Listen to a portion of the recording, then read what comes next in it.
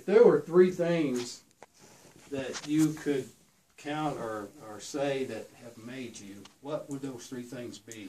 Mom, Dad. Would you, stop. You're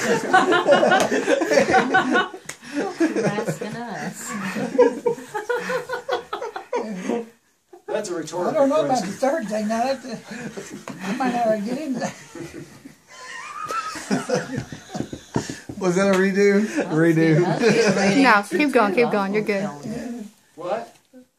Keep going. Are She's you sick. serious? Yeah.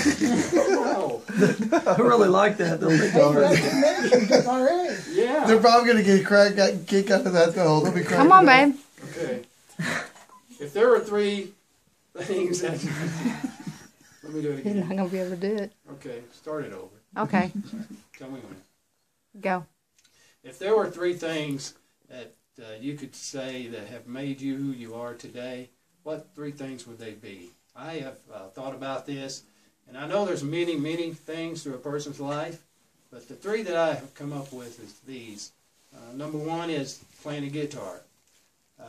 When I was 9 years old, my father went and bought me a guitar. Actually bought me and my brother a guitar, an electric guitar, which disappointed me because I was expecting a mini bike.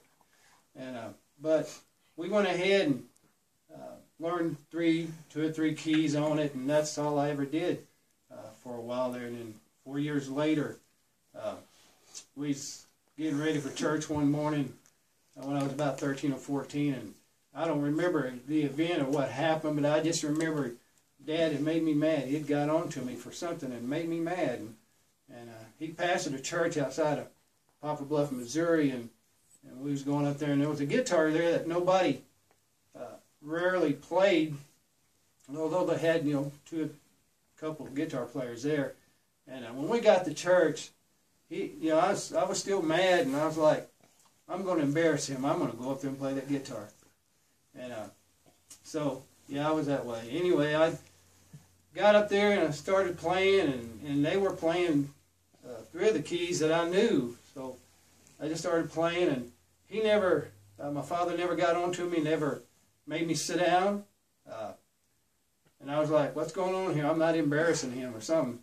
And after the service was over with, I heard him tell somebody else, boy, I sure did like seeing Danny Ray up there playing that guitar. And it didn't even bother him that I was up there. And to think about it, I kind of liked it myself.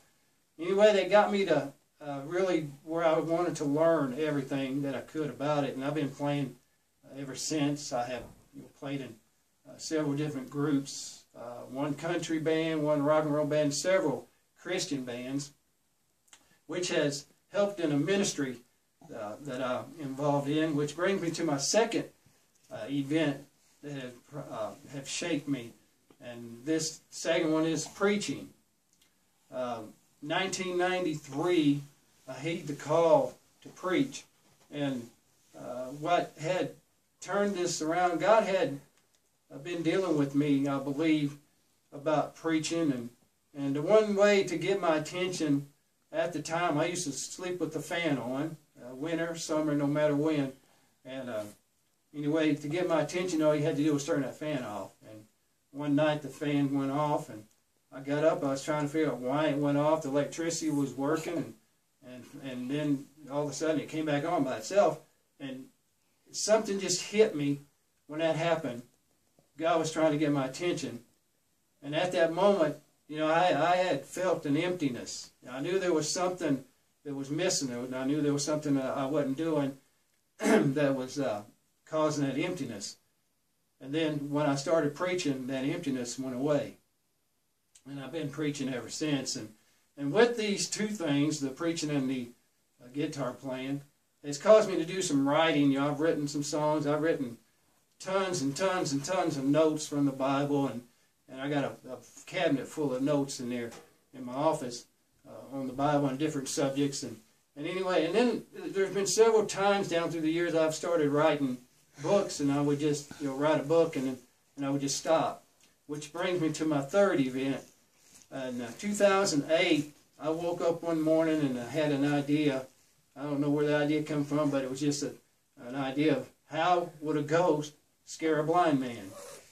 And I warned it, and I was like, if there's any ghosts, how they can't scare me, because they're visual things, you know. So I sit down and I wrote a story around this idea, and it took me about 1.5 years.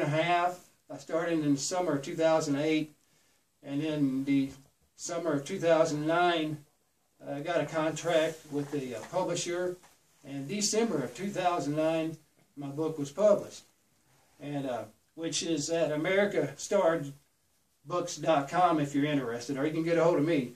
But anyway, there was 3 things that have shaped me. In conclusion, I'll say this: those 3 things are just a minute part of what has made me. There's family, there's moms, dads, grandkids, kids, my wife, friends, and loved ones all down through the years is what has made me.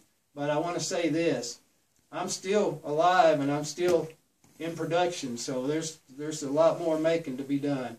And I thank you for listening, and appreciate your attention. Oh, and the name of the book is Scared Blind. Oh yeah, I didn't say that, did I?